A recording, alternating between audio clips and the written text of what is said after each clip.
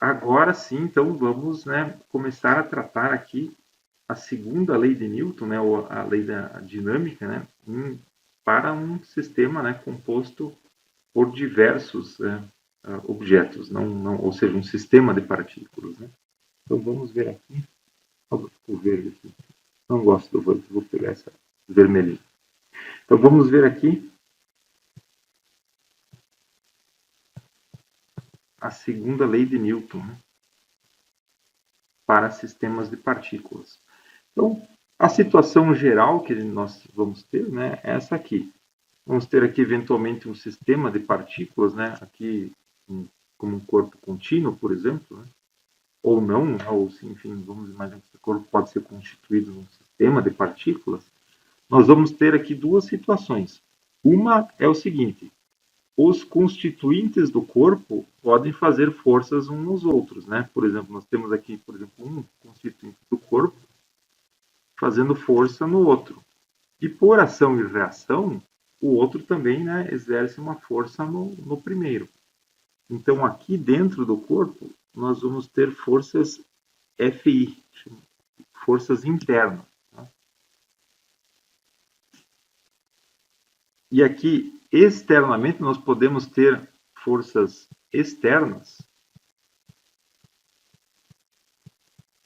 que realizam forças, né, sobre todos, né, os elementos aqui do corpo. Ou seja, existem aqui a diferenciação entre forças externas ao sistema de partículas e forças internas ao sistema de partículas. Lembrando que, como aqui no sistema de partículas, no caso das forças internas, por ação e reação, né, sempre que uma partícula ou um elemento do corpo exerce força em outro, né, pela terceira lei de Newton, né, aqui nós vamos ter um par, né, um par de forças.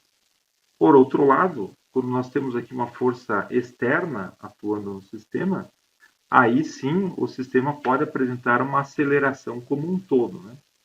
Porque as forças internas, como elas vão ser sempre pares de ação e reação, sempre pares de forças, elas nunca vão resultar em aceleração do centro de massa. Elas podem resultar em aceleração de uma partícula, daquela partícula do elemento em relação à outra, né? Mas elas não resultam em aceleração do centro de massa. Então, neste caso aqui, né, aplicando a segunda lei de Newton, somatório das forças é igual a ma. Então, nesse caso aqui, nós vamos ter que o somatório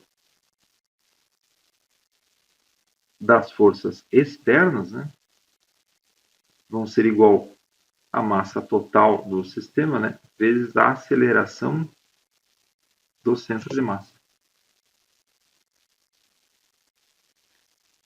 Então, aqui é importante que a gente escreva aqui isso para ficar claro, né?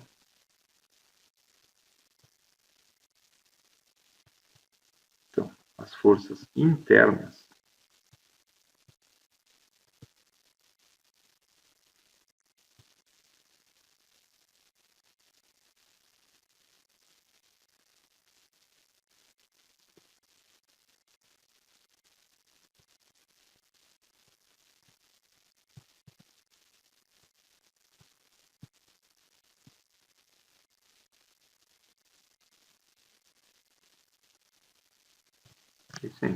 Então, as forças internas do sistema, elas não alteram a aceleração do centro de massa. Elas podem alterar ali a aceleração de uma partícula do que compõe o corpo. Né? E a outra partícula, né, que elas compõem o par ação e reação, vai ter uma aceleração no outro sentido.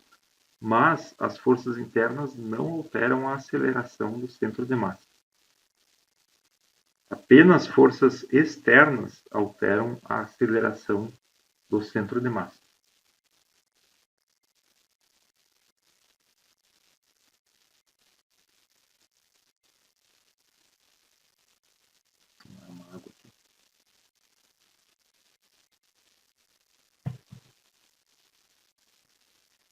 Bom, por exemplo, vamos imaginar que a gente tem aqui um objeto que esse objeto aqui é uma bomba ou, vamos dizer, um meteorito, por exemplo. Ele está vindo aqui com uma determinada velocidade. Em dado momento, esse meteorito se choca com a atmosfera superior.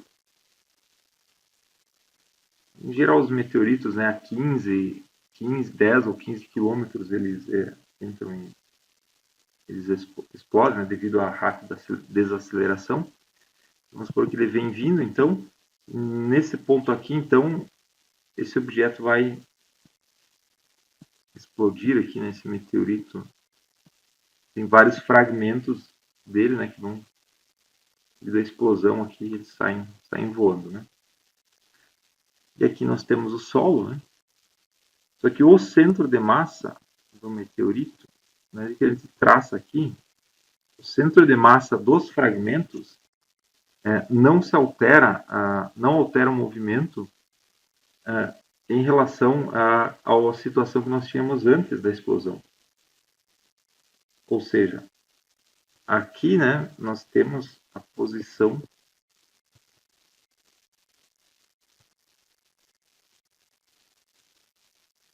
de queda do centro de massa. Embora, claro, né, os fragmentos vão cair, por exemplo, aqui, aqui, aqui, aqui, aqui, aqui, aqui, aqui. Então, os fragmentos vão estar espalhados ao redor dessa posição de centro de massa. Ou seja, nós vamos ter aqui um centro de massa dos fragmentos, né, em relação aqui à distribuição que nós temos no solo.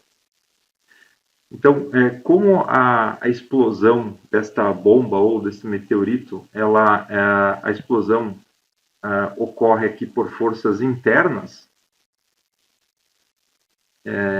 a posição do centro de massa ela não é alterada em nada por causa da explosão. O que é alterada, né, é a posição de cada fragmento, né, em relação ao centro de massa ou em relação aos outros fragmentos, né?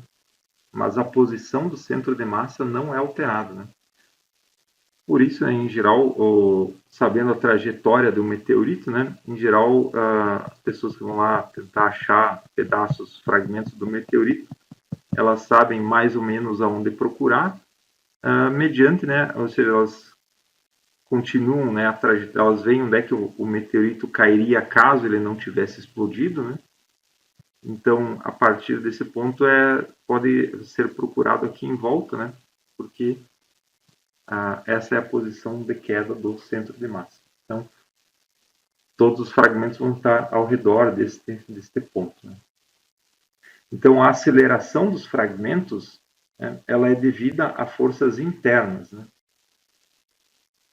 Então, pela terceira lei de Newton, né, o somatório das forças internas, né, que é um I, internas, né, vai ser igual a zero. Por quê? Porque são forças internas, né? Cada partícula que exerce força em uma outra partícula também, né, vai ter uma força exercida por essa outra partícula pela terceira lei de Newton, né? Somando todas elas, a gente vai ter o somatório das forças igual a zero. Bom, seguindo então, pessoal, vamos para uma outra definição aqui, muito importante.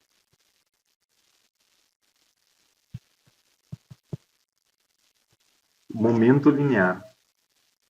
Então, o momento linear lá de uma partícula pontual, já havíamos comentado nas aulas anteriores, né?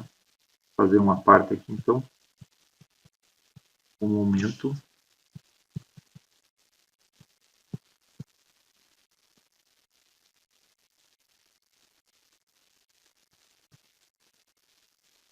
uma partícula. É uma partícula pontual para ser redundante, né? Enfim, toda partícula, enfim, seria pontual. Então, nesse caso, o momento de uma partícula pontual é a massa dessa partícula, né, vezes a velocidade dessa partícula. Então, a gente pode escrever também a segunda lei de Newton, né, em termos aqui do momento linear.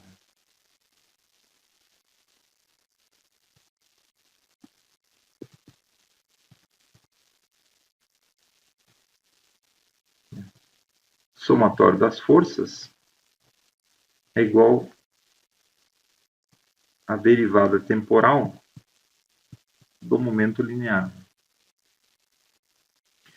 Bom, o momento é mv, né? Então aqui é a derivada temporal, né? De mv. Então nessa equação aqui, né? Vamos escrever de novo aqui.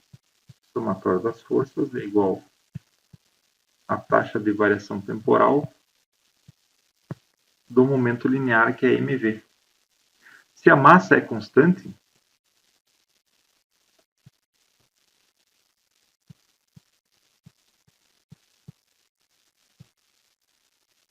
nós temos então aqui o caso, né?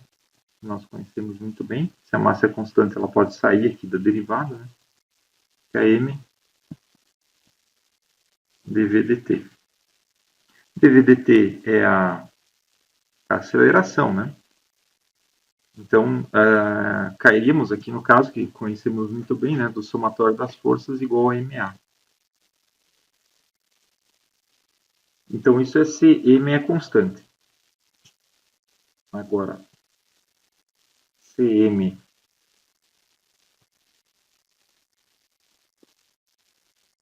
não é constante, então nós não podemos tirar, né, a massa de dentro da derivada. Né? O somatório das forças é igual a derivada temporal de mv. Então, nesse caso, no caso da massa, se a massa não é constante, nós não podemos, nós temos que derivar ela junto. Né? Nesse caso, a gente poderia aplicar aqui a regra da cadeia, né? Derivada pela regra da cadeia, seria a primeira, né, vezes a derivada da segunda, mais a segunda vezes a derivada da primeira. Então, se a massa não é constante, imagine que tenha um objeto que a massa não é constante ao longo da trajetória, então nós não podemos tirar, né, a massa da derivada. Né? Temos que aplicar necessariamente aqui definição, né, quando a massa não é constante.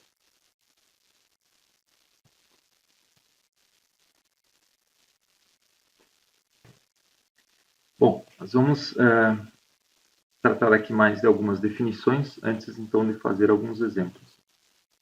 Vamos tratar aqui do impulso. O impulso enfim, ele é muito útil, né, quando a gente está tratando de colisões.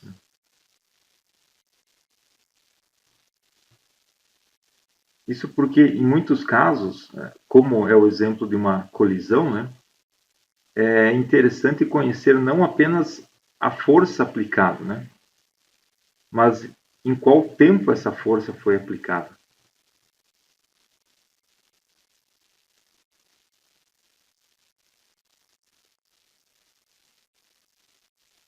Vamos pensar num exemplo. Por exemplo, se você aplica uma força durante um longo tempo em um automóvel, por exemplo, você pode fazer esse automóvel andar, né? Você, por exemplo, você vai empurrando ele, né? Você vai empurrando ele e ele vai andar.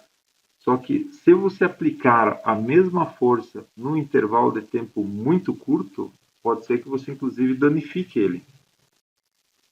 Você pode até amassar ele, enfim, porque a força foi aplicada em um tempo muito curto. Então, o tempo no qual uma força é aplicada também é importante. E é aqui, então, que entra, né, a importância do impulso. O impulso vai, então, medir, né, como essa força é aplicada. Não só a força em si, mas, então, como essa força é aplicada. Né? Então,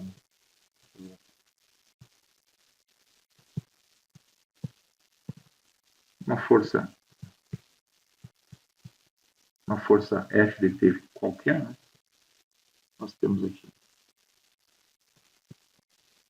a força, né? como nós vimos, é a derivada temporal do momento. Então, aqui nós podemos escrever o diferencial de momento como sendo a força, né, vezes o diferencial de tempo. Passando para cá. Se nós escrevemos dessa forma, nós podemos aqui integrar, então, né? Deu, por exemplo, um momento P1 até o momento qualquer P2, né? Vamos integrar aqui diferencial de momento. E também vamos integrar aqui ao longo do tempo, né? De um T1 até um T2, a força, né? Vezes dt.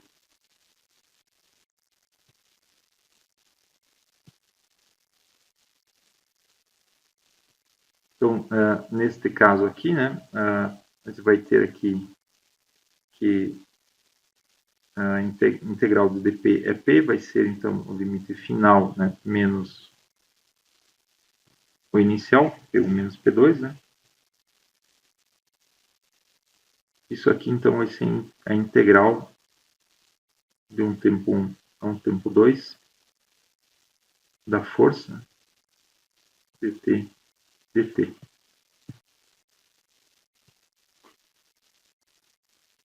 Bom, aqui então nós temos uma variação de momento, né? Ou seja, o momento final menos o momento inicial.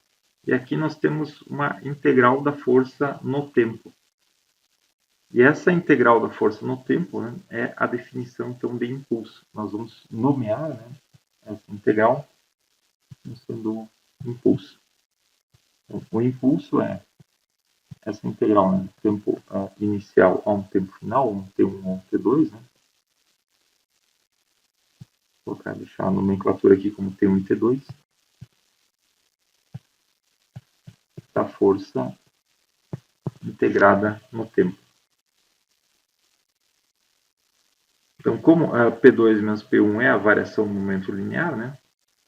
Então, aqui o impulso, né, ele é igual à variação do momento linear.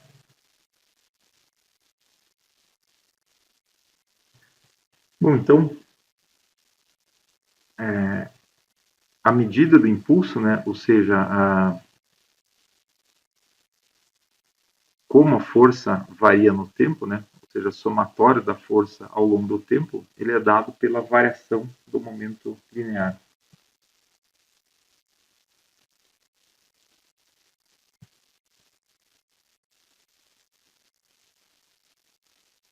Se nós estivermos olhando apenas para a intensidade do impulso, né, não para o vetor impulso, né, nós podemos escrever ele em termos aqui da força média.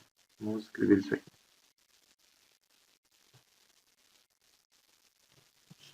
O módulo, né, ou a intensidade, né,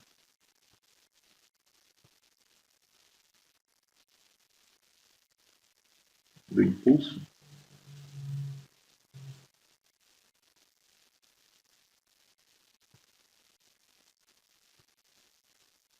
como, né, ou aqui, em termos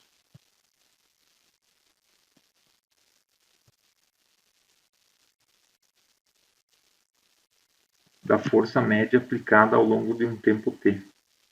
Nesse caso, a intensidade do impulso é a força média, né, vezes o intervalo de tempo.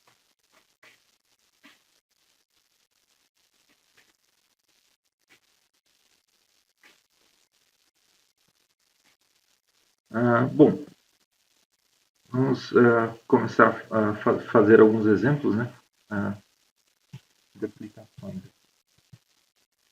Então, um exemplo onde o impulso sempre ele pode ser aplicado, ele é muito útil, né, para ser aplicado quando a gente trata de colisões.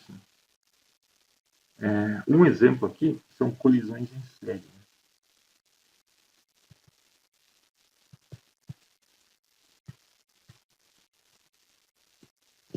Então, vamos supor que nós temos aqui colisões em série contra uma parede que eventualmente está fixa, né? Então, fixa a parede aqui, está parafusada aqui, a parede está fixa, né? E aí, mas que a gente está jogando alguns projéteis ou bolas aqui de tênis aqui, elas estão, a gente está jogando essas bolas de tênis em série, né? Em direção à parede. Esses aqui são os nossos projéteis.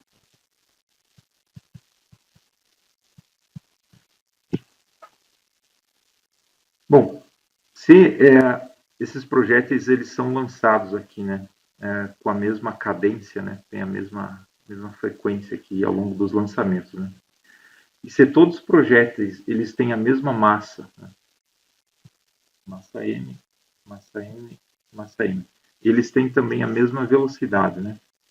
Vou escrever aqui. Então.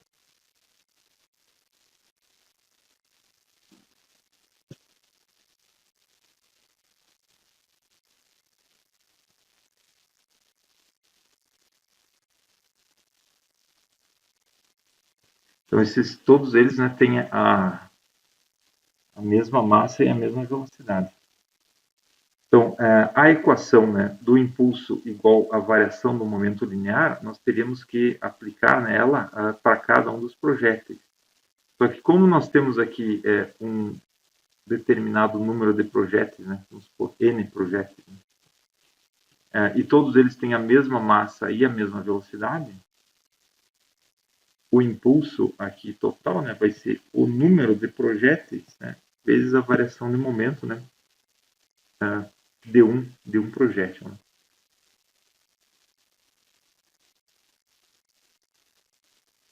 E a força média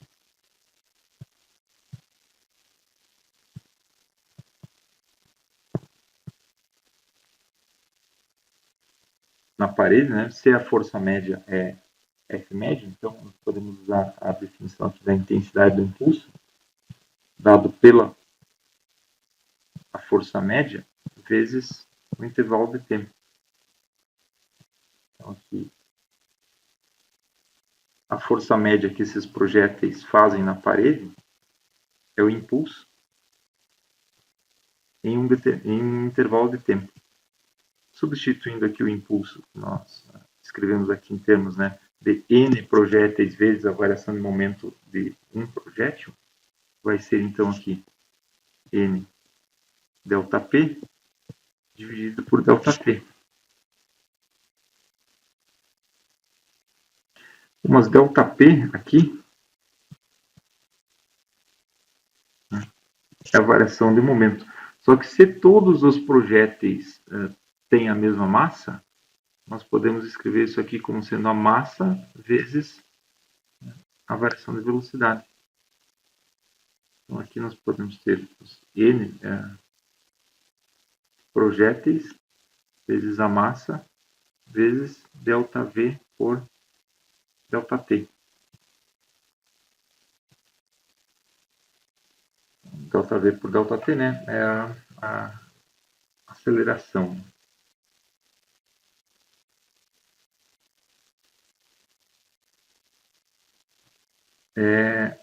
Bom, nessas colisões que os projéteis fazem, tem duas possibilidades. Se eles são, por exemplo, bolas de borracha, por exemplo, eles podem vir até a parede e eles podem, por exemplo, ricochetear na parede, né? Então, depois de ricochetear, eles voltam, né? Com velocidade v. Então, eles têm uma colisão perfeitamente elástica na parede. Essa é uma possibilidade. Então, eu vou escrever aqui, ó. Possibilidade 1, né? Inverto. E tem uma outra possibilidade, que é eles virem até a parede, né? Eles colidirem na parede e eles ficarem aqui parados, né? No fim, eles fincam na parede e ficam ali. Então, tem essa possibilidade 2, né?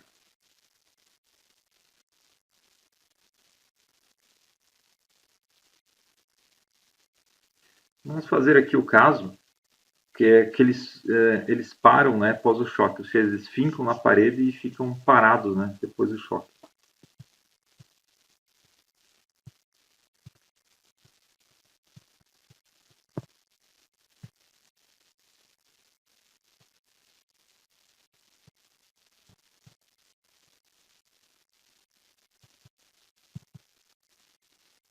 Então, nós temos aqui a velocidade final dos projéteis, né, sendo igual a zero.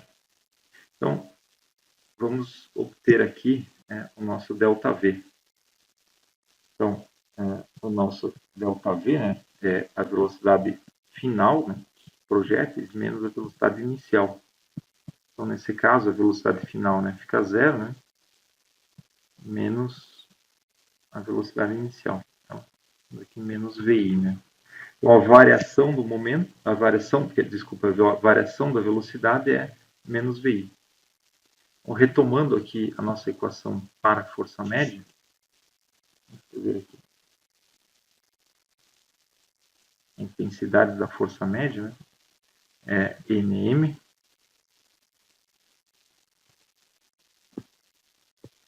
VI sobre ΔT.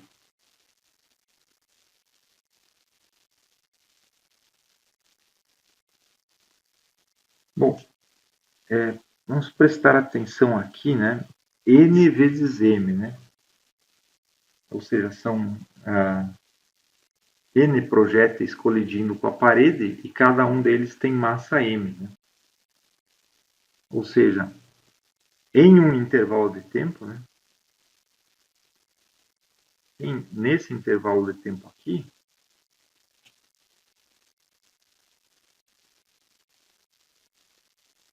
uma massa ΔM dada pela massa de um projétil vezes esse número de projéteis que colidem em ΔT com a parede, né?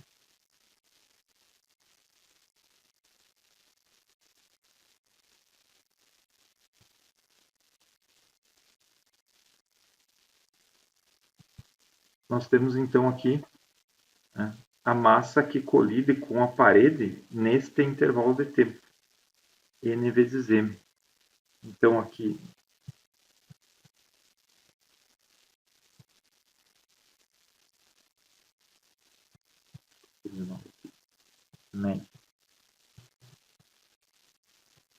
a nossa força média é N vezes M, ou seja, pode identificar isso como sendo um ΔM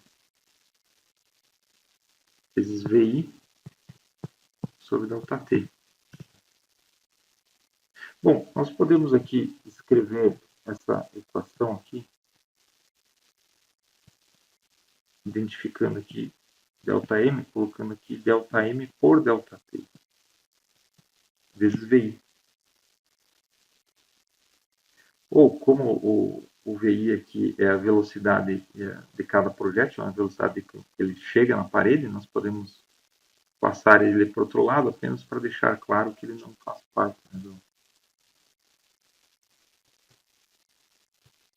não está dentro aqui da equação, que é VI ΔM sobre ΔT. Ou seja, a força média que esse conjunto de projéteis faz na parede é dada pela velocidade inicial, ou seja, a velocidade que esses projéteis chegam na parede, vezes a taxa de transferência de massa, ΔM por ΔT, ou seja, a massa por intervalo de tempo que colide com a parede. Ou seja, essa é a força aplicada, força média, né, aplicada na parede devido à colisão desses projéteis. Essa é a força que você tem, por exemplo, você tem uma mangueira de água, né, e você está jogando essa mangueira de água e esguichando água numa parede. Você tem uma massa de água sendo jogada no intervalo de tempo, né, ΔM por ΔT. A água tem uma velocidade, que aqui é VI. Então, você tem aqui a força média feita na parede devido a esse esguicho de água. e que vai ser também, né, aquela força também, né, por ação e reação, é aquela força que se você deixa a mangueira solta e você liga a torneira, né, você abre a torneira, a mangueira ela fica chicoteando, né, a mangueira vai ficar dançando, né. Então é esta força, né, que ela faz, né, empurra a mangueira, né, para trás, né, também. Se você está segurando essa mangueira contra uma parede, é a força que essa parede, né, vai estar sendo aplicada nessa parede.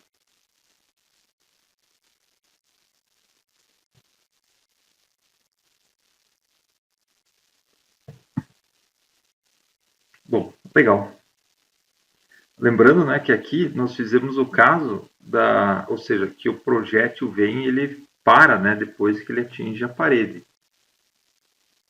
Nós poderíamos ter feito o caso, né, quando ele ricocheteia. No caso, aqui o ΔV seria 2 vezes a velocidade. Né?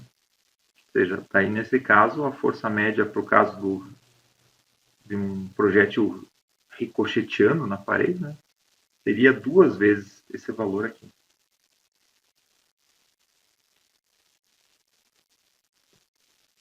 Bom, é isso aí. Vamos seguir aqui então. Vamos agora tratar aqui da conservação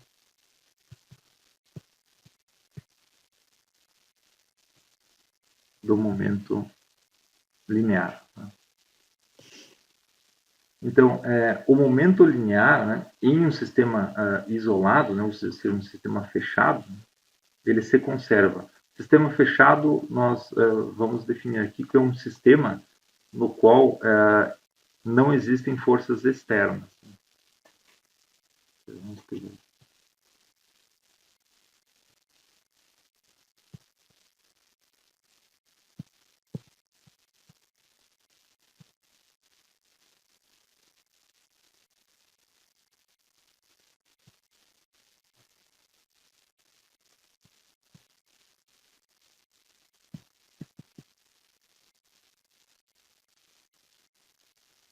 Ou seja, né, sem forças externas. Ou seja, se não temos forças externas, então atuando no sistema, apenas forças internas, né? Então, o momento é uma constante. Ou seja, o momento inicial ele tem que ser igual, então, ao momento final. Então, a segunda lei de Newton, somatório das forças igual a dt dt, neste caso aqui, né,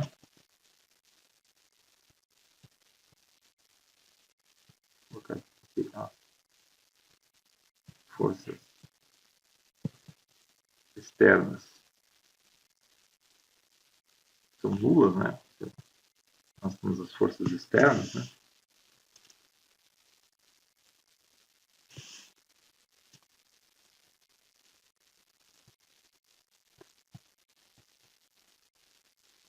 Então,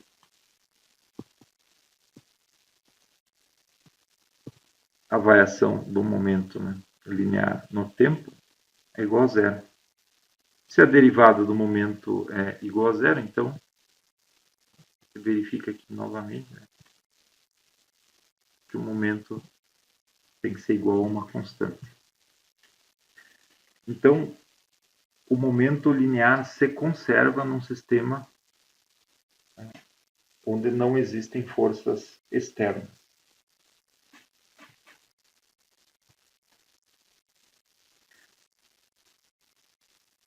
Perfeito.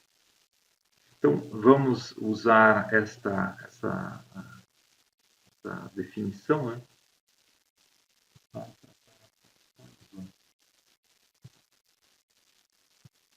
Bom, então, uma colisão, ela é um sistema que, na maioria dos casos, né, pode considerar que não atuam forças externas. Por quê? que em uma colisão, imagina dois carros, né? É um carro vindo, outro carro vindo, os dois colidem, né? Ou seja, todas as forças, elas são internas ao sistema. As forças, né, que atuam, vão atuar ali os pares, ação e reação, porém, na maioria dos casos, nós vamos poder desconsiderar que forças externas atuam no sistema. Né? Atuam apenas as forças, né, de um carro no outro e do primeiro de um no outro e do outro no um. Né? Nós podemos considerar, então, que na maioria das colisões apenas forças externas, quer dizer, apenas forças internas atuam, né, durante a colisão. Então, na colisão, né,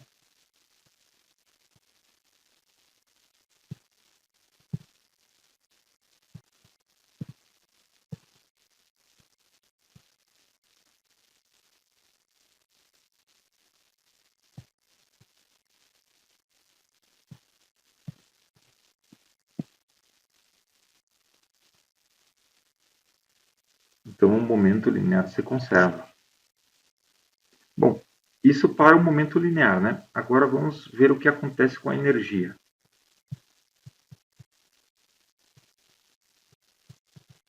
A energia, ela pode se conservar ou não durante uma colisão.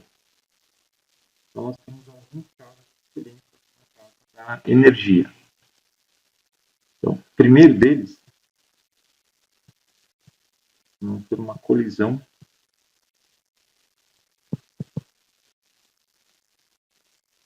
perfeitamente elástica. No caso de uma colisão perfeitamente elástica, né, a energia se conserva. Então, nesse caso aqui,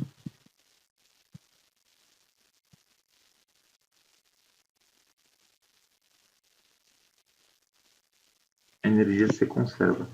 É o caso, por exemplo, de se você soltasse uma bolinha de borracha, ela colidisse com o piso e ela retorna exatamente para o ponto onde você soltou ela. Nesse caso, seria uma colisão perfeitamente elástica. É claro que, em geral, a bolinha não retorna exatamente para o mesmo ponto, né? Ou seja, a colisão não necessariamente é perfeitamente elástica. Né? Então, nós temos aqui um segundo caso, né? Que é da colisão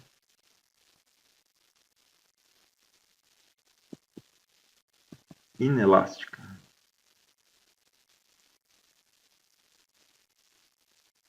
Então, em uma colisão não perfeitamente elástica, ou vamos dizer assim, uma colisão inelástica, né, é quando parte da energia é perdida para outras formas, ou seja, é o caso da bolinha que ela se chove para o solo, mas ela não retorna, ela retorna um pouco, mas ela não retorna exatamente para o mesmo ponto da onde você soltou. Então, nesse caso aqui, parte da energia mecânica, né,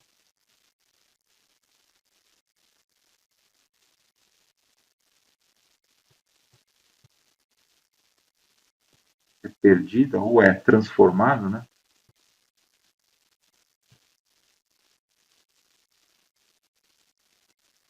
para outras formas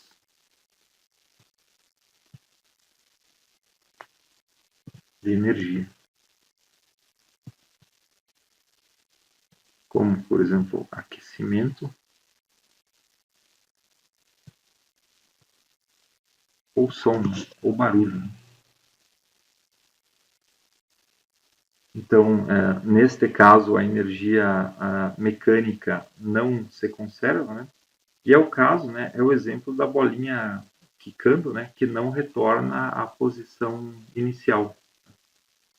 É o caso, né? Se você solta uma bolinha daqui, ela vem, quica aqui, ela vem, volta e ela atinge uma altura aqui. Ou seja, é uma colisão não que ela não é perfeitamente elástica, ou ela é uma colisão inelástica. Né?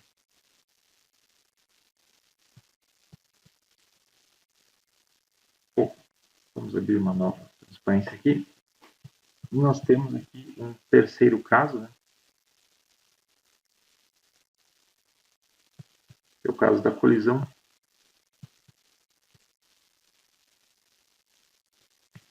perfeitamente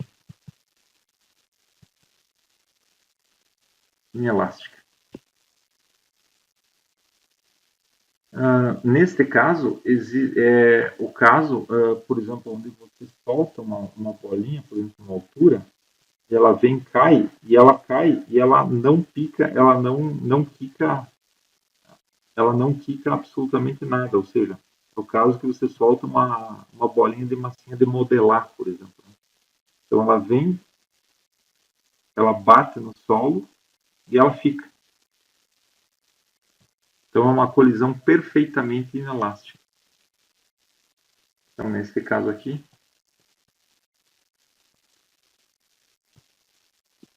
existe a perda máxima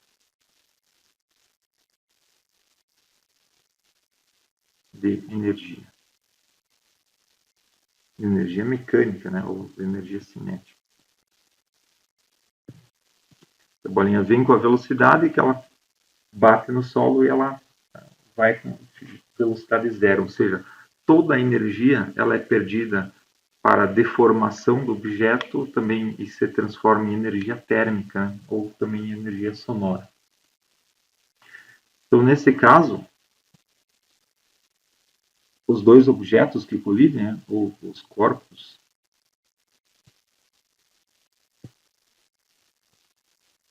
que colidem, eles ficam unidos.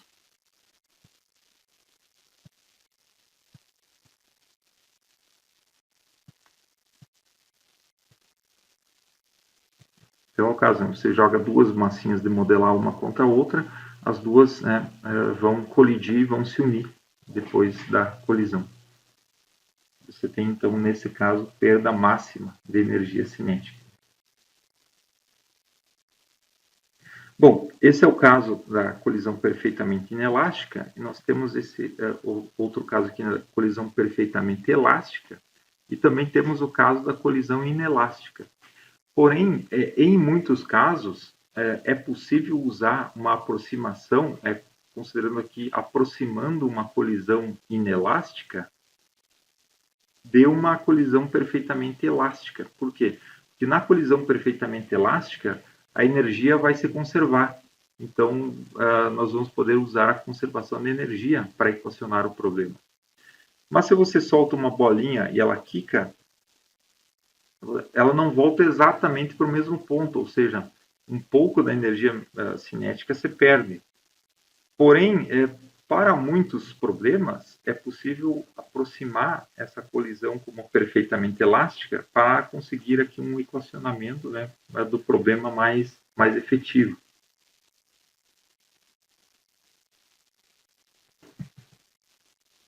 Bom, vamos fazer alguns exemplos agora, né?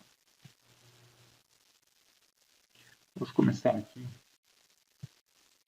tratando da colisão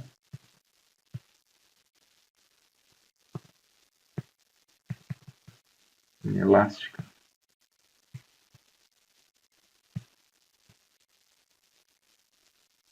Colisão inelástica em uma dimensão. Bom, esse caso é o que nós menos temos para fazer, né? Nós temos aqui uma situação inicial. Nós temos o quê? Nós temos aqui uma massa, vamos colocar aqui de M1, indo com uma velocidade 1 inicial. E aqui temos uma massa, vamos colocar aqui M2, mas está vindo aqui com uma velocidade 2 inicial. Isso é uma situação inicial. Depois da colisão, nós temos uma situação final. Na situação final, então, nós temos a massa M1, temos aqui com uma velocidade 1 final. Nós temos aqui a massa 2, vindo com uma velocidade 2 final. Então, nesse caso, sempre o momento se conserva. Ou seja, na ausência de forças externas, o momento sempre se conserva. Então, da condição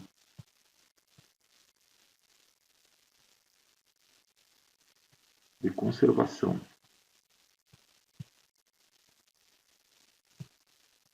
do momento linear, vou colocar aqui, CCM, CCML, né? Para ficar mais fácil. Nós temos que o momento inicial vai ser igual ao momento final ao longo aqui da nossa colisão inelástica. Tem aqui a situação inicial e a situação final. Bom, na colisão inelástica, o momento se conserva. Porém, a energia mecânica ela não se conserva, porque parte, né, da energia se transforma, né, em outras formas de energia não recuperáveis. Né? Então, é isso que nós podemos aplicar nesse caso, a conservação do momento linear. Então, vamos para o próximo caso. Colisão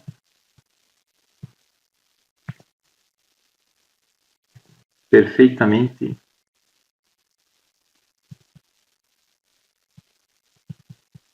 inelástica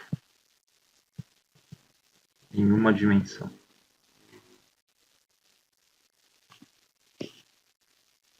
Bom, vamos, nesse caso aqui, então, nós temos uma situação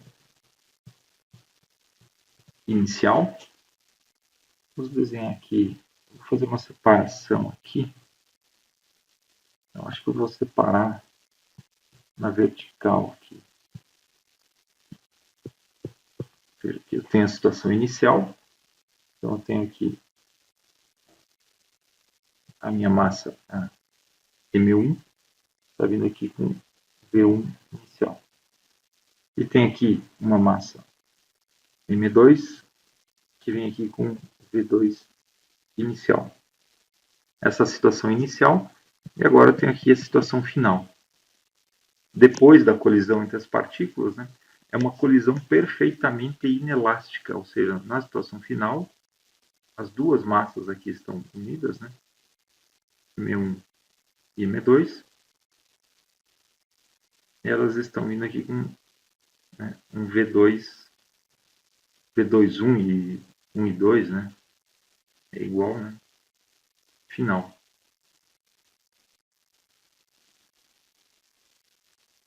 Então, no caso da colisão perfeitamente inelástica, né,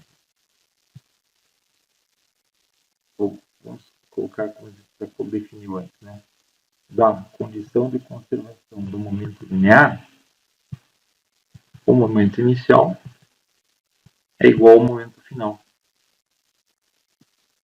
Então, no caso unidimensional, a massa 1 vezes a velocidade inicial, ou como é que a gente chama aqui? I, né? Velocidade da partícula 1 inicial, né? Ou, se eu estou tratando o caso unidimensional, eu vou escrever sem o vetor, né? Colocando negativo se a velocidade é contrária, né, ao eixo. Nesse caso, as duas partículas estão indo para frente. Né? Então, aqui é M1V1 mais M2, né, V2I. Esse aqui é o momento inicial. Isso aqui tem que ser igual ao momento final, que é M1 V1F, que é igual, né, ao V2F.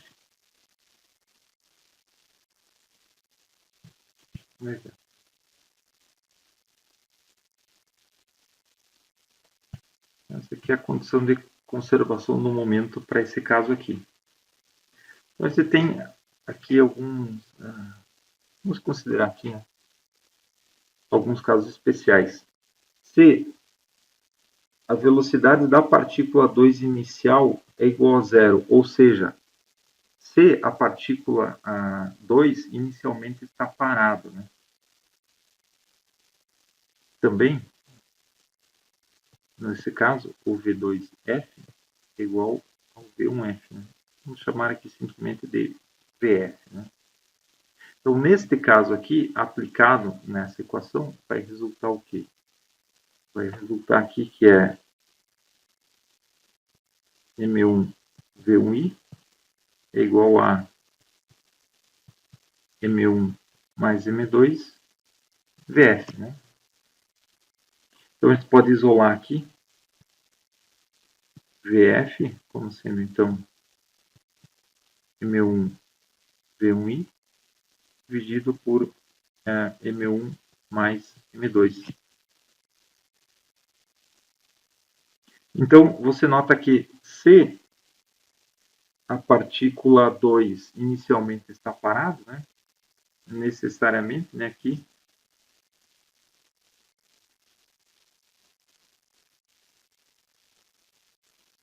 VF, né, vai ser menor que V1i. Ou seja, depois da colisão, né, se elas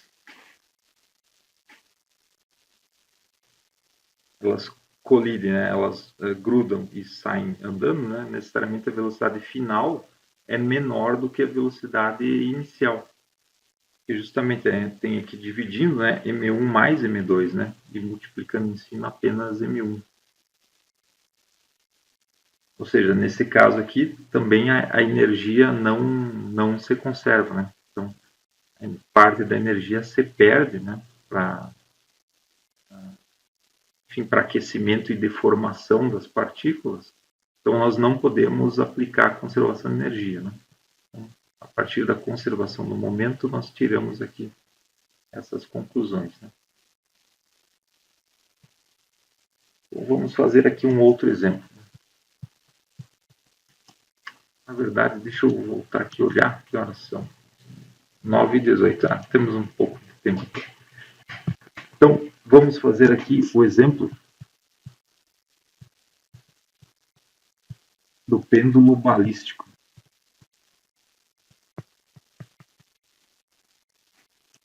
Bom, o pêndulo balístico é um exemplo muito interessante. Vamos desenhar aqui ele. Vamos desenhar aqui uma situação inicial, que é o seguinte. Nós temos aqui um projétil de massa m, que está vindo aqui com uma velocidade v. E aí aqui eu vou desenhar o pêndulo da seguinte forma. Ele é um pedacinho de madeira preso aqui num anteparo, né? Dessa forma aqui. Então, essa aqui é a situação inicial, tá? Então, eu tenho aqui um bloco de madeira, eu tenho um projétil vindo com velocidade v. Ele vai colidir ali no nosso bloco de madeira. Eu tenho uma situação intermediária aqui, a situação, vou chamar aqui de situação 1, aqui de situação 2. Na situação 2, é quando o bloco ainda está aqui, né? Só que o projétil, ele se instalou, né? Ele bateu, né? Ele fincou aqui no bloco de madeira. E aí agora é o bloco de madeira que ganha uma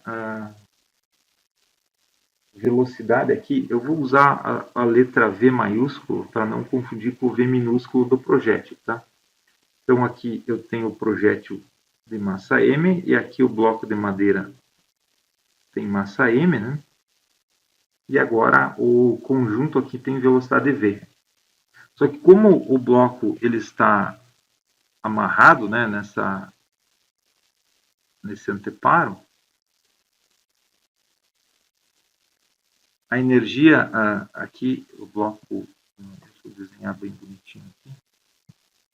O bloco estava aqui, né, inicialmente, só que agora, por causa da energia que ele recebe,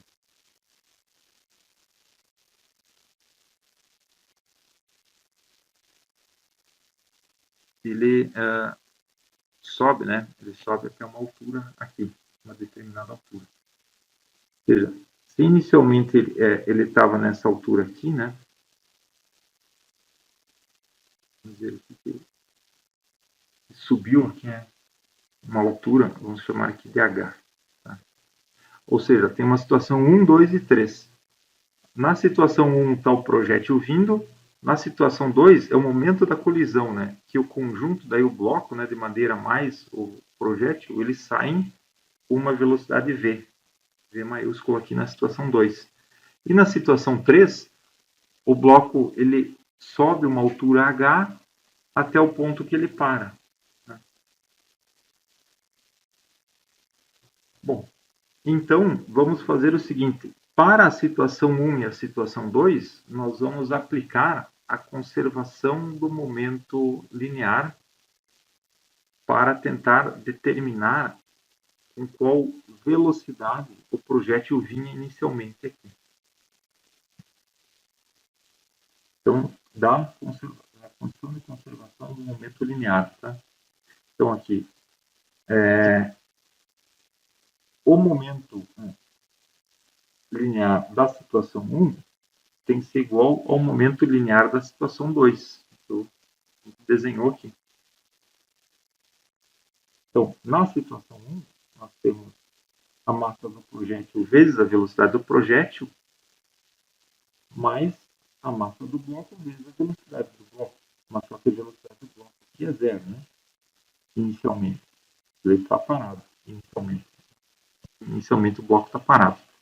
Aí no final é quando o conjunto projétil mais bloco, né, eles saem com velocidade v maiúscula. Então, aqui no final vai ser a massa do projétil mais a massa do bloco vezes a velocidade v maiúscula aqui. Aqui é zero, né? Então nós vamos ter aqui que a velocidade do conjunto, né, final vai ser a massa do projétil vezes a velocidade inicial do projétil dividido pela massa do projétil mais a massa do bloco. Vamos chamar essa aqui de equação 1 em romano. Bom, então nós conseguimos uma equação aqui para a velocidade v, né, com que o conjunto sai. E o que é medido efetivamente ao final é a altura h aqui que o bloco atinge. Então, através dessa altura h, nós queremos, né, obter aqui, né, a velocidade v inicial do projétil. Então, nós aplicamos aqui a conservação do momento entre a situação 1 e 2, só que agora, dado que na colisão o projétil perde energia, né, quer dizer, é transformado, né, energia que o projétil tinha inicialmente, para fincar o projétil na madeira ali do bloco M. Então, parte da energia do projétil ali se perde, a energia mecânica, né, do projétil se perde ali em aquecimento e também em deformação da madeira ali do bloco.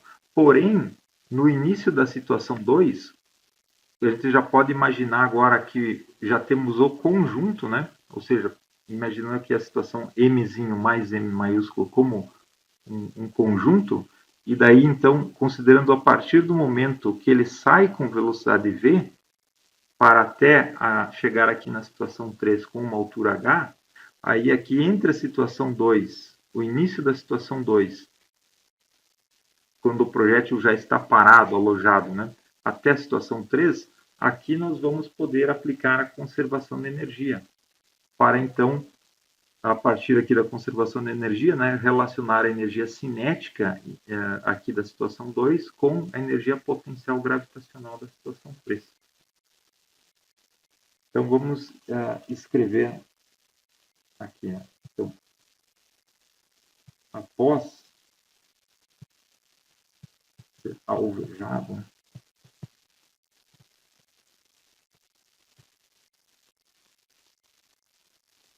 o bloco, pode dizer que o bloco oscila, né? Porque ele vai subir e depois vai ficar descendo, vai ficar oscilando, né? Ou ele sobe, né? Ele sobe até a posição de altura H aqui, né?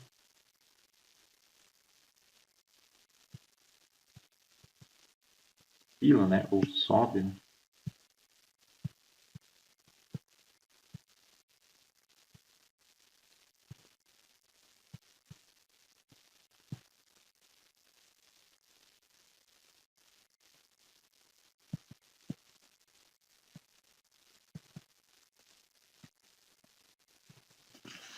Então, nesse caso, né, ou seja, considerando o momento que ele sai, né, que o conjunto sai, né, com velocidade v maiúsculo, né, então aqui nós vamos aplicar, né, ou aplica-se.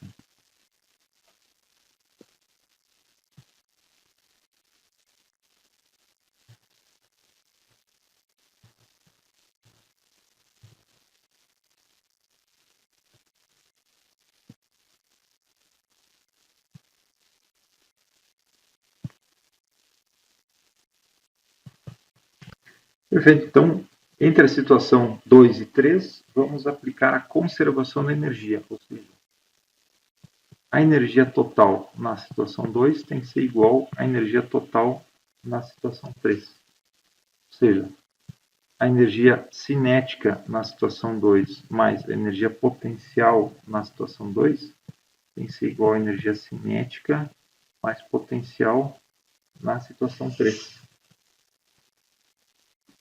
Então, a energia potencial gravitacional na situação inicial, ele está aqui com a altura zero. Né? Então, temos apenas inicialmente energia cinética. Então, aqui é zero. E depois que ele sobe até a altura h, ele está com velocidade zero, na situação 3. Ou seja, nesse caso aqui, é zero.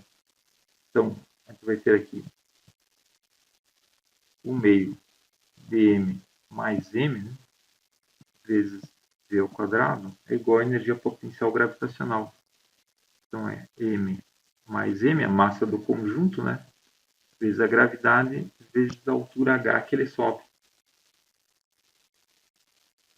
Então, aqui, vamos dizer então que nós temos uma equação 2. Só que o que nós estamos interessados e o que é difícil de medir é a massa do projétil. Né? Então, vamos usar essa equação 1 aqui. Vamos colocar aqui a equação 1 nesta equação 2. Vamos substituir aqui a velocidade v. A gente vai ter aqui o quê? Meio dm mais m vezes v ao quadrado. V ao quadrado, vamos buscar aqui, então. Vai ser m quadrado, né? V quadrado, é aqui m mais m embaixo. Vai ser dividido, né, por m mais m. Isso aqui é igual, então, a m mais m gh. Aqui a gente vai poder cortar, né, algumas coisas. Aqui é v quadrado, né? Então aqui é m mais m quadrado aqui. Né? Bom, então vamos cortar esse aqui com esse quadrado. E vamos aqui isolar o nosso v quadrado. Aqui, v quadrado, né? Vai ficar então, vai passar aqui 2 para o outro lado, m mais m passa para o outro lado também, vai ficar m mais m ao quadrado, gh, dividido por m quadrado. Bom, pode então tirar aqui a raiz. Tirando a raiz, aqui é m mais m quadrado e m embaixo quadrado também. Então a gente pode escrever aqui como m mais m, né, dividido por m, vezes agora raiz, né, de 2 GH. Então, essa aqui, então, é a velocidade do projétil, ou seja, a velocidade com que o projétil vinha inicialmente. Antigamente, né, quando ia se medir a velocidade de projéteis, né, era usado esse sistema, ou seja, você disparava num bloco, né, e via até qual altura o bloco subia. Então, era usado esse sistema para verificar, né, a velocidade do projétil. Claro que hoje em dia é possível usar meios eletrônicos para isso, né, meios ópticos, né, e eletrônicos, mas aqui, né, vemos como isso pode ser aplicado, né, para definir aqui a velocidade inicial do projétil. Então veja que interessante, nós aplicamos a conservação do momento linear aqui nessa situação e depois aplicamos a conservação da energia.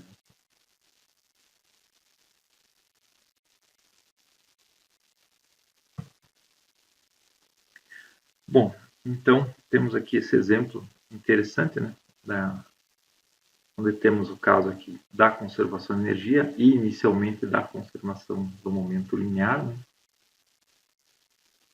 Então vamos seguir aqui. Bom, vamos seguindo, que agora nós temos então o terceiro caso, né? Que é o caso da colisão elástica.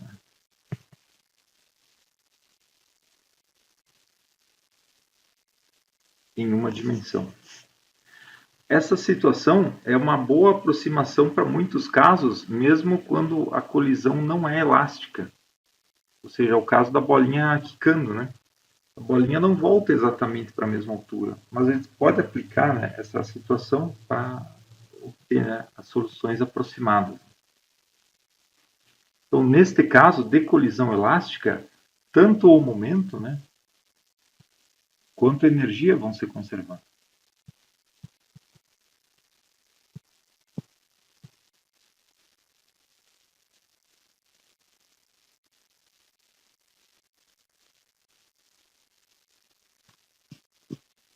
Então, vamos ver aqui algumas situações relacionadas a este caso. A primeira delas, que é a situação de alvo parado. Ou seja, nessa situação aqui, então, vamos desenhar aqui a situação inicial. Nós temos aqui uma massa m1, vindo com a velocidade 1 inicial. Nós temos aqui uma massa 2 parada. V2 inicial é igual a zero.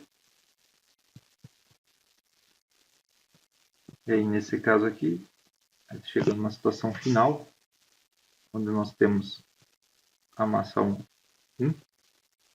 indo aqui com a velocidade 1 final, e a massa 2 indo aqui com uma velocidade V2 final. É o caso típico lá de uma mesa de sinuca, né? Vai jogar a bola alvo, né? Está parado, e a bola branca, né, é arremessada com a velocidade inicial em direção à bola 2. Então, se o sistema está isolado,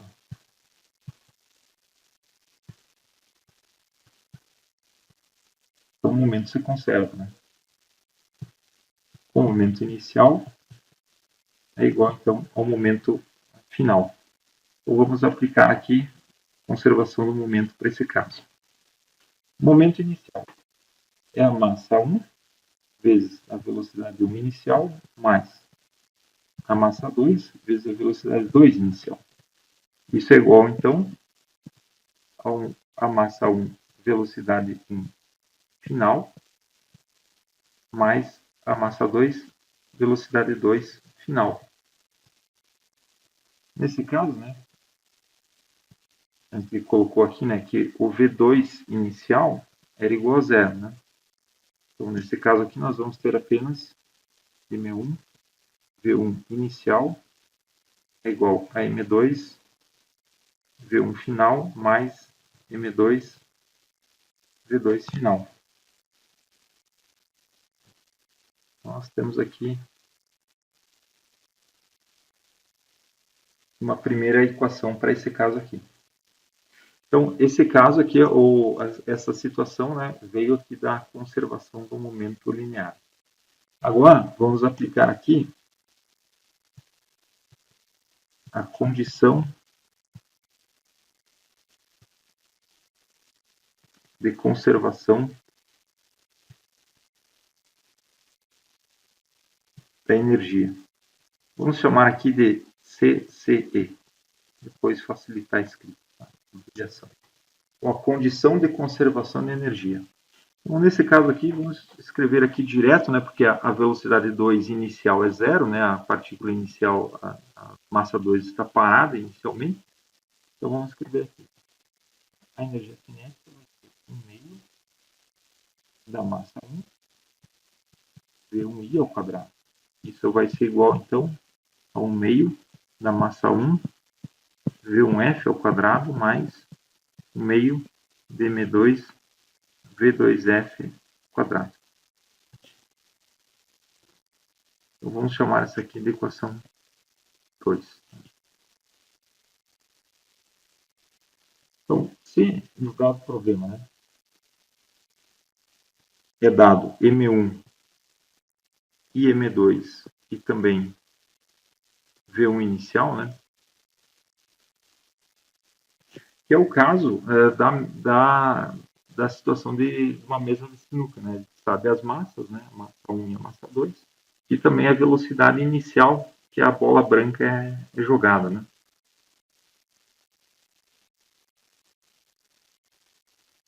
Então, nessa situação aqui, podemos pegar aqui da equação 1, né?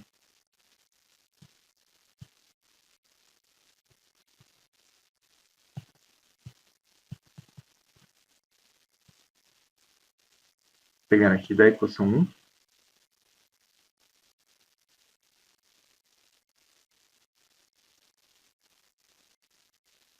tem, aqui eu escrevi 2 aqui, aqui é 1, né,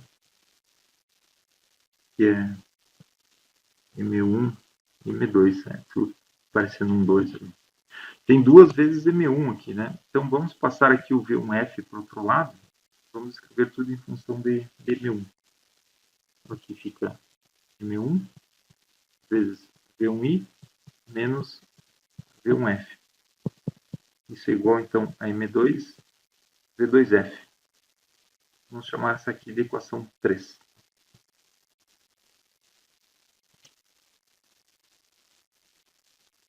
E aqui da equação 2,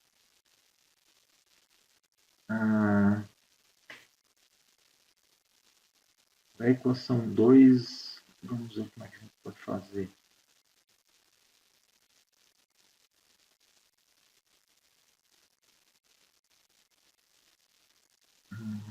Vamos escrever ela de novo aqui, tá? Está indo para trás.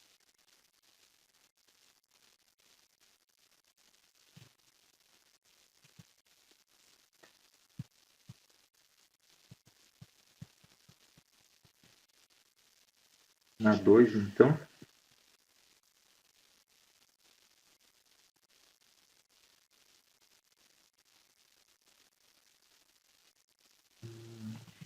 Deixa eu ver aqui como é que a gente vai fazer isso. Aqui nós temos M1 e M2. E nós temos V1i. Temos que achar uma equação para o V2F.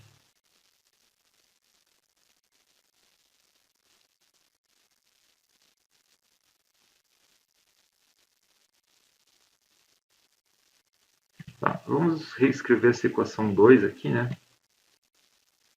Aqui. Vamos pegar ela aqui. Aqui, né? Tem um meio em todos os termos, então a gente pode cortar esses um meios, né? Vamos escrever aqui, vai ficar M1 V1i ao quadrado é igual a M1 V1f ao quadrado mais M2 V2f ao quadrado. Só tirei o meio.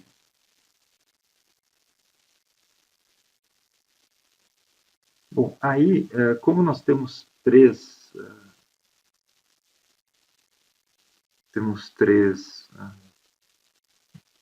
temos duas equações, né? E aqui temos duas velocidades. Eu quero tirar uma velocidade, né? Eu quero achar uma expressão para V2F.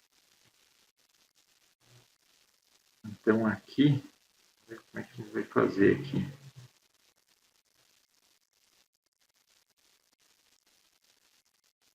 Bom, nessa expressão no momento, nós podemos escrever aqui essa expressão no momento, né? Aqui está, condição de conservação do movimento linear. Pode escrever aqui, que dá 3, né? Podemos escrever V1F igual a M1 V1I dividido por M1 menos M2 V2F sobre M1. É isso aí. M1 e M1. Menos. Então, o que a gente pode fazer é pegar este V1F aqui e vamos substituir aqui nessa expressão da conservação de energia. Vamos fazer isso, então. Vai ficar M1 V1I aqui. Deixa eu fazer certinho, não confundir os índices. M1 V1I ao quadrado, é V1I, né? Agora, esse aqui, igual a M1. M1 V1F ao quadrado. Aí vamos substituir todo aquele V1F ali. Aqui é M1 e M1, né? Aqui já dá para cortar esses M1s aqui. Vamos substituir ali. Vou abrir o parênteses aqui. Tudo ao quadrado, né? Vai ficar V1I menos M2 sobre M1. Aqui é V2F, né? Então, V2F. Isso tudo ao quadrado. É isso aí. Mais M2 VF2, que é esse termo aqui.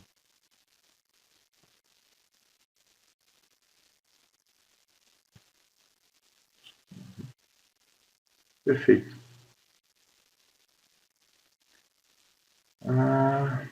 Bom, agora vamos tentar isolar, né? Para tentar isolar, né, o V1 do V2, vamos abrir esse quadrado aqui no meio para tentar isolar, né, os termos em V1 e V2. Vamos lá, então.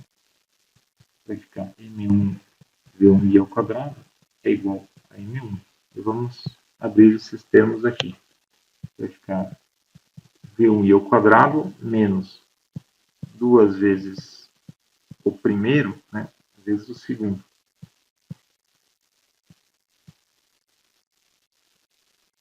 Mais o segundo ao quadrado.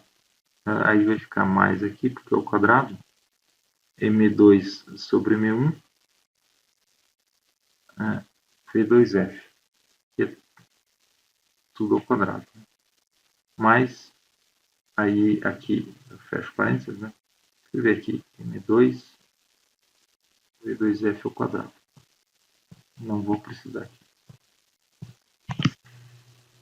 Tá certo. Bom, vamos escrever de novo aqui, então. Vai ficar M1 V1i ao quadrado é igual. Agora vamos multiplicar esse M1 aqui por todos os termos para ver o que a gente consegue cancelar. Vai ficar então M1 V1i ao quadrado menos... começar com M1. Bom, o M1 aqui já vai cancelar, né? Porque eu tenho o M1 daqui com o M1 daqui. Então vai ficar menos 2 V1i M2 V2F. E aqui eu tenho M1 e M1 quadrado dividindo, né? Então aqui vai ficar mais M2 quadrado divide por M1 vezes V2F ao quadrado, mais M2 V2F ao quadrado. Bom, aqui, né, esse termo aqui vai dar para cancelar com esse aqui, porque tem ele dos dois lados, né, que passam para o outro lado, fica zero. Então aqui fica zero, né, igual a 2 V1I, M2, V2F, mais M2 quadrado sobre M1, V2F ao quadrado, mais M2, V2F ao quadrado.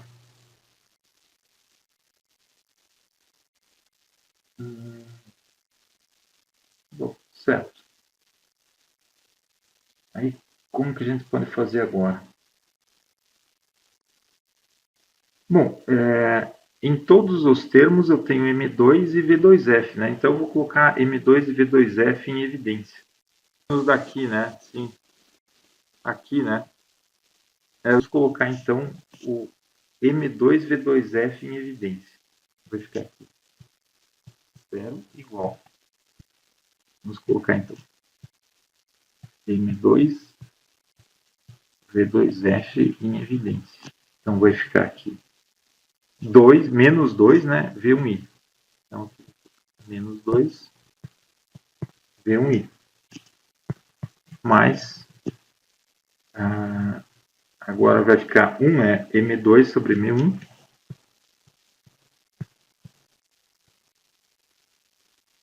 V2F. Esse V2F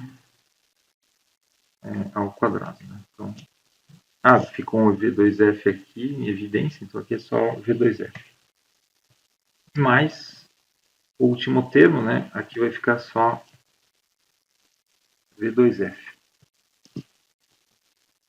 Bom, se isso aqui é igual a zero, M2 V2F, se o V2F não é igual a zero e o M2 também não é igual a zero, então isso aqui é igual a zero apenas se isso aqui for igual a zero também, né?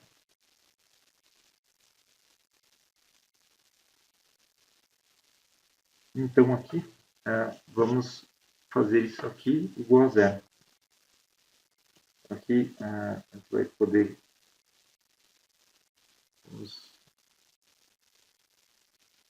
vai ficar aqui. Isso aqui, né, implica. Vai ficar aqui passando para o outro lado, vai ficar 2 V1I é igual a M2 sobre M1 vezes V2F mais V2F. Bom, pelo menos é uma indicação de que está certo até agora, porque a dimensionalidade da equação está certa, né? Está tudo em termos com dimensão de velocidade. Né?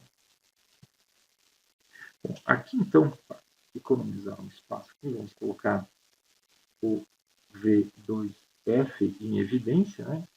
E aqui vai ficar, então, M2 sobre M1 mais 1. Isso aqui, então, é igual a 2 V1I. Perfeito. Nós queremos um em função do outro, né? Vamos isolar o V2F agora nessa equação.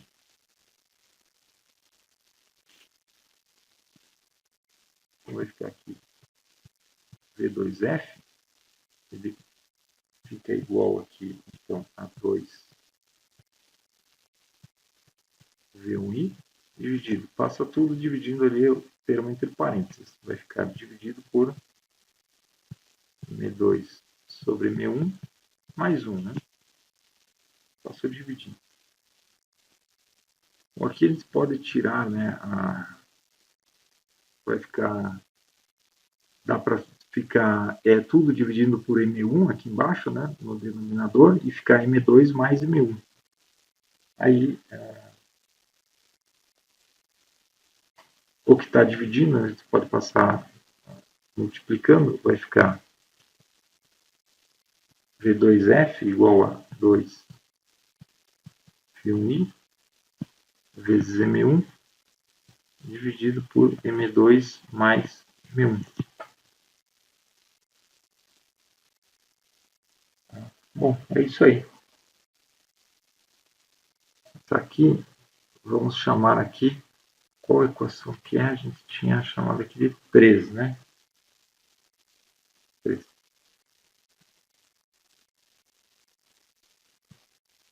Aí essa aqui, então, vamos chamar de 4, né?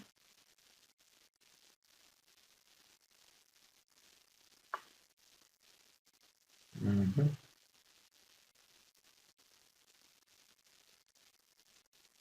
Bom, aqui então nós já conseguimos uma expressão para V2F em termos de V1 inicial e das massas. Nós conseguimos escrever uma em função da outra. Vamos substituir aqui essa equação aqui agora naquela que a gente tinha inicialmente.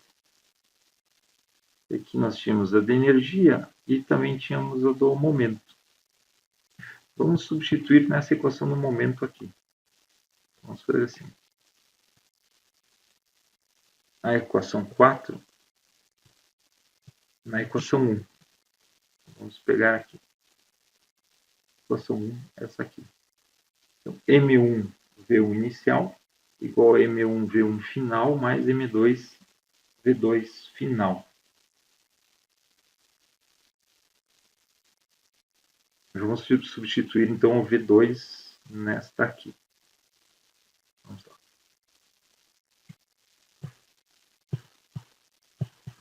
M1 V1I, M1 V1F, M2 V2F. Aí nós tínhamos o V2F daqui. Vamos colocar aqui. M1 V1I, M1 V1F mais M2 V2F. Vamos substituir agora, então. 2, né? V1I, M1 sobre M2 mais M1. Então, vamos ver o que a gente pode fazer agora aqui. Cortar M1 com M1 com M1. Isso a gente pode fazer, né? Vai ficar V1I é igual a V1F mais 2M2 V1I sobre M2 mais M1.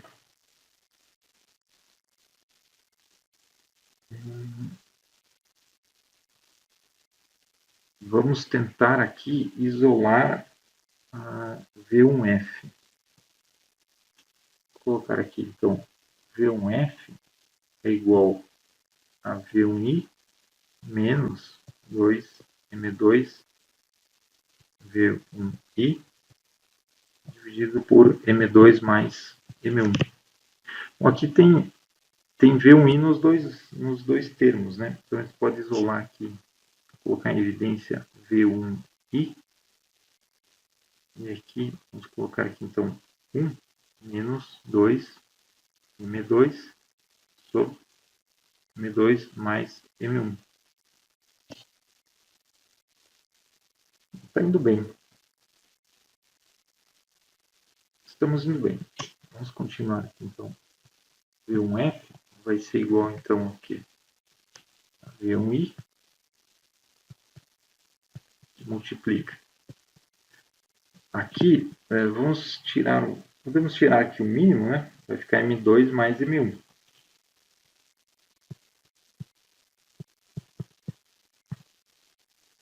Aí aqui onde tinha 1, né? Fica M2 mais M1.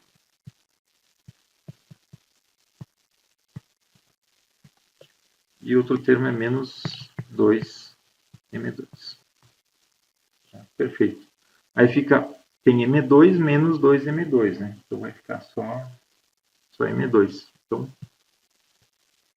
V1F é V1I. aqui fica M1 menos M2 dividido por M2 mais M1.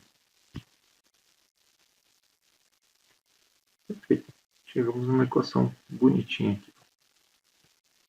Aqui então vamos chamar de nossa equação 5. Bom, aqui então a gente chega no ponto que a gente tem que dar uma analisada no resultado, né? Veja o seguinte, V1F é V1I, ou seja, imagina uma sinuca, né? A velocidade final da bola branca é igual à velocidade inicial da bola branca vezes esse termo aqui que depende das massas. Só que veja aqui em cima tem M1 menos M2, diferença das massas. E embaixo tem M2 mais M1, ou seja, o somatório das massas. Né?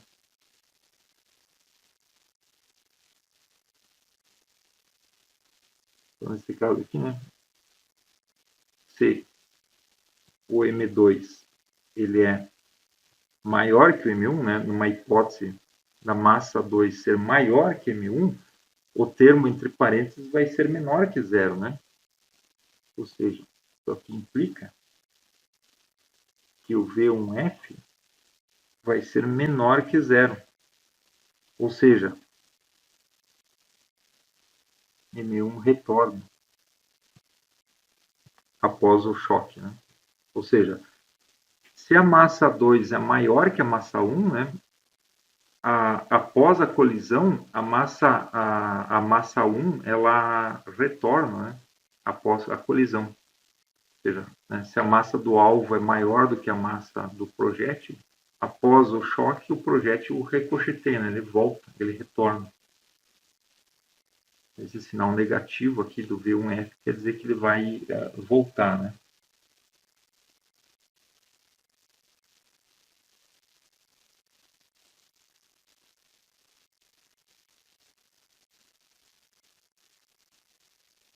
Ou seja, o V1F pode ser maior ou menor que zero. Se a massa 2 for menor, né, que o M1,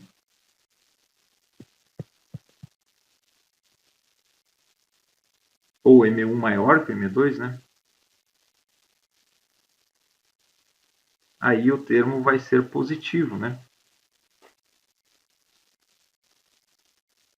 Aí, nesse caso, o V1F, né, ele pode ser maior que zero. Se a massa 1 ela é maior que a massa 2, o V1F é maior que zero, ou seja, depois da colisão, a massa 1 ela continua andando no mesmo sentido, depois da colisão, ou seja, é aquele caso que você bate a bola branca na bola de sinuca, na outra bola colorida, bate a bola branca na bola preta e a bola branca ela continua andando com menor velocidade, mas no mesmo sentido, né?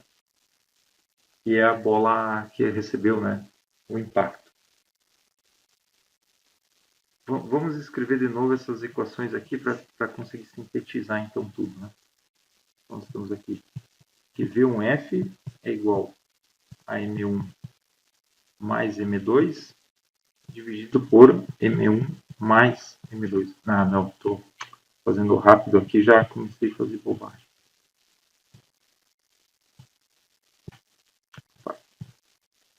Aqui. M1 menos M2, né? Vamos lá.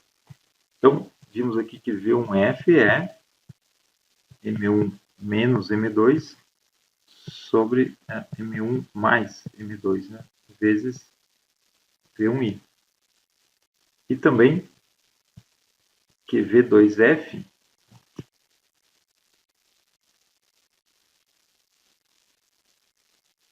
vou voltar aqui no V2F. Está aqui. V2F, né?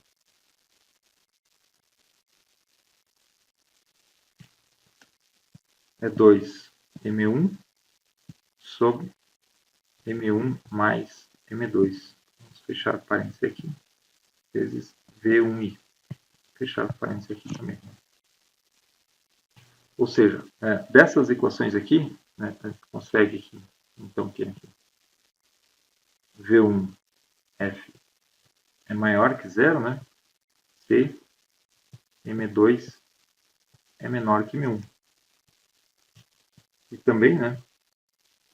V1F é menor que zero se M2 é maior que M1.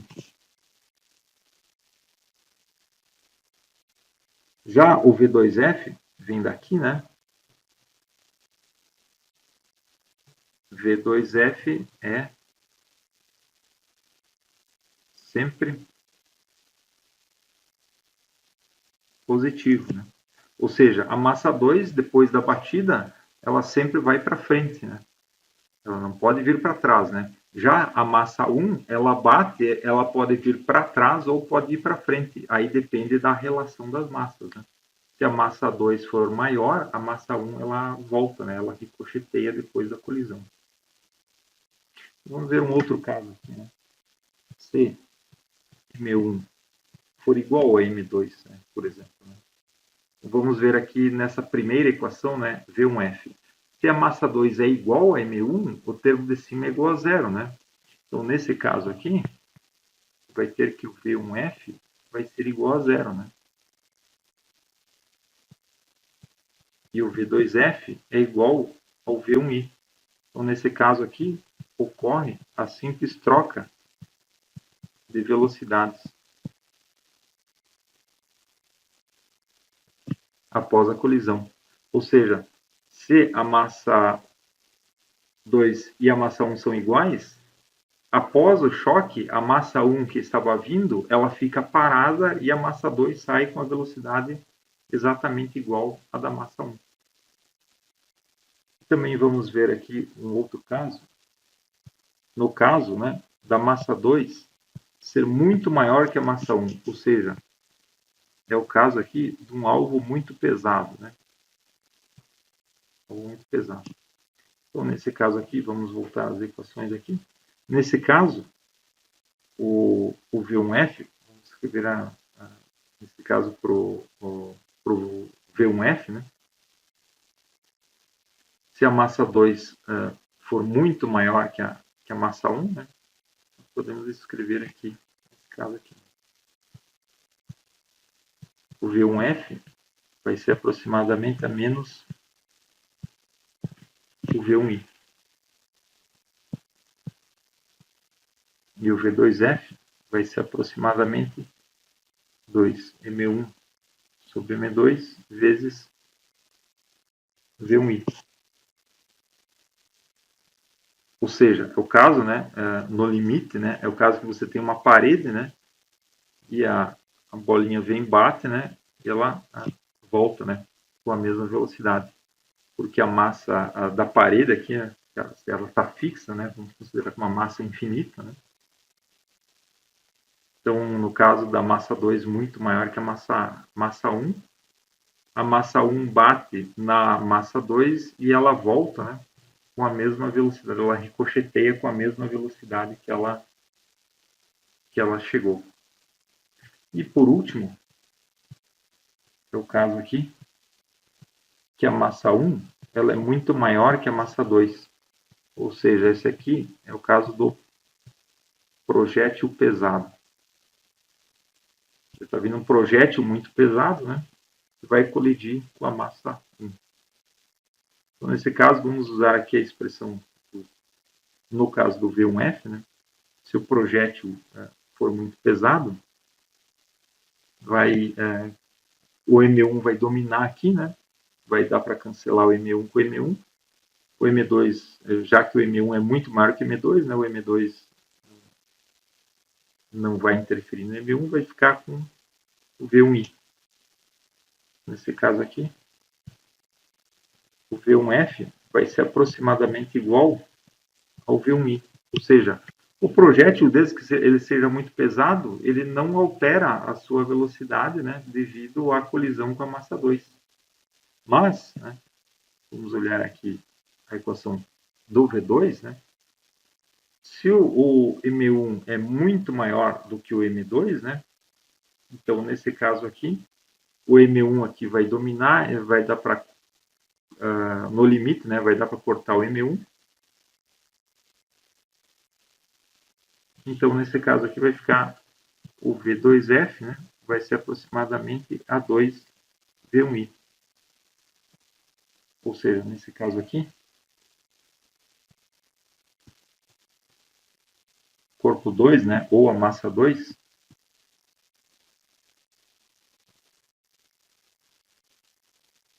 é arremessado para frente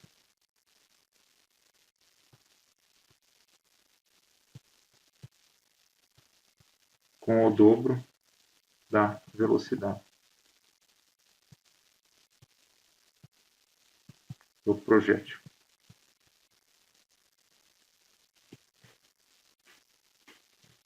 Certo? Então, conseguimos tirar aqui algumas conclusões. Então, se é aquele caso, né, que se você tem uma bola com a massa grande e você põe uma bolinha, né, de tênis em cima e solta as duas, na hora que ela bate no chão, né, a bola de tênis, né, ela é arremessada bem alto, né? Enfim, quando a massa 1 é muito maior que a massa 2, né, ou seja, o projétil é pesado, né, a massa 2 ela sai com o dobro da velocidade do projétil.